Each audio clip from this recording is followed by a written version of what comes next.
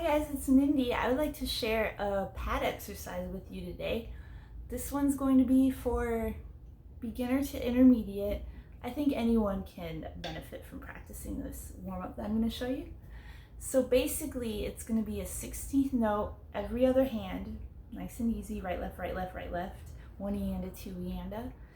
The challenge of this is the accents, and this is meant to work your accents, to work all four different types of strokes that you can be doing, as well as to kind of get an idea of how different accents fit in pattern with the metronome. So it's going to include a full stroke to a full stroke, so where you are in your accent position, stick bounces and comes back to the accent position, full stroke. We're going to do the downstroke where you're going to be in your accent position and then you'll stop it to follow it with a tap.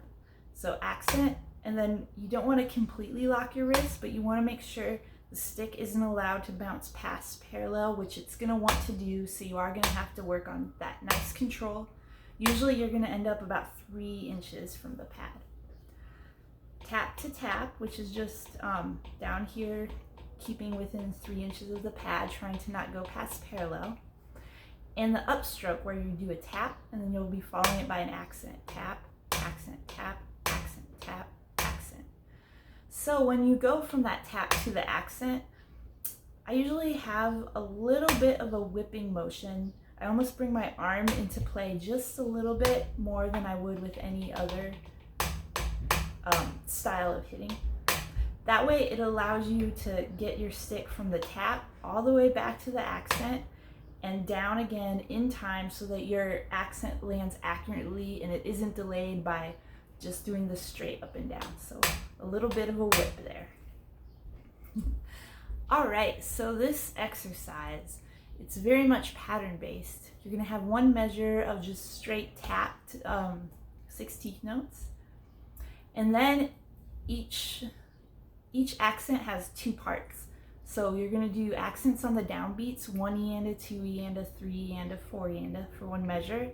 And then you're going to add in the next 16th note. So 1 E, 2 E, 3 E, 4 E for your accents. Switching it up to the accents on the E's for a measure, and then adding in the and, so E and, E and, E and for the next measure. Then you're going to do the accents on the ands. And then after doing those a measure, you'll follow it up with the andas, anda, anda accents. Last pattern is where you do your accents on the uhs. And then you're going to follow it up with the a1, a2. Or actually be a 2, a 3, a 4, a 1. And then that's the end of the exercise. One important thing to pay attention to when you're doing this exercise is how these accents interact with the click. So when the accents are on that downbeat, it's pretty easy because you're right there with the click. When they move to the E's, you're going to hear a pattern of click E, click E, click E, click E. Once those accents start landing on the ands, it's click and, click and, click and, click and. And then when they're on the uhs, you're going to hear it right before the click. A click, a click, a click, a click. So pay attention to that because that's where your accuracy is going to lie. When you do this exercise, as well as any pad work, you also definitely want to start with the metronome, start slower than you think is necessary, because when you're going slow, 2 really good benefits of it. First is you have the time to work your full range of motion, which is, it's almost like doing yoga or Pilates, where, you know, in day-to-day life, you know, you're moving, but you might not be getting those broad movements. So this will work the full range of muscle motion in your wrists and your arms and stuff, which helps you go faster, because even though when you're going faster, you're doing more of a limited range of motion, if you're not working that full range, you're not getting all of the benefits. As well, when you're playing things slow, there's more actual space in between each beat, which means there's more precision needed to be exactly where you need to be on those subdividing beats, the 16th notes in this case.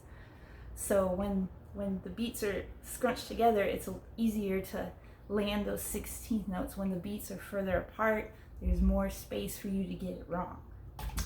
So definitely start slower than you think and do it like a staircase. Just walk up the stairs beats per minute, go up about 5 beats per minute every time. I'd say go through the exercise a few times each beats per minute.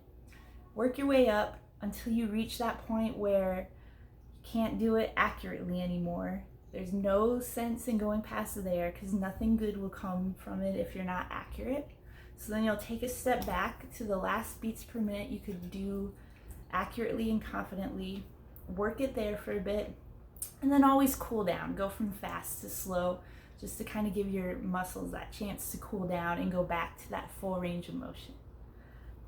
So I'm going to demonstrate this for you guys. I'm going to do 60 beats per minute, and then you take it on your own and do the metronome. I'll do my best to speak the accents. I don't think I can go 1 E and a 2 E and a 3 E and a 4 E and a non-stop for the whole exercise. So I'll do my best, okay?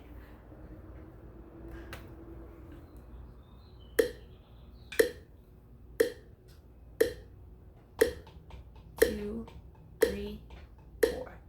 1, 2, 3, 4. 1 E, 2 E, 3 E, 4 E. E, E, E, E and, E and, and, and, and, and, and a, and a, and a, and a, 1, 2, 3, 4, 1. All right, friends, have lots of fun with this. Hope you see some improvement in your speed and your accuracy. And remember, if you're interested in private lessons, I give them online via Skype. I've taught internationally. I appreciate anyone who is looking to get better at drums. I would love to help you. I love helping people. I appreciate it. Thank you, friends. Have a great day and happy drumming.